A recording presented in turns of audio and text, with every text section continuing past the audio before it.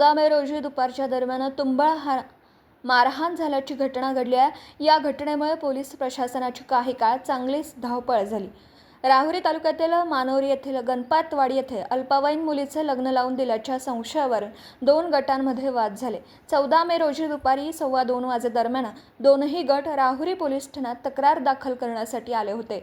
Police ठाण्याच्या gate समोर दोनही गटांमध्ये सुरुवातीला शाब्दिक वाद झाला, त्यानंतर धक्काबुक्की झाली। काही वेळा दोनही गटातील महिला पुरुषांनी एकमेकांना लाथाबुक्क्यांनी मारहाण सुरू केली।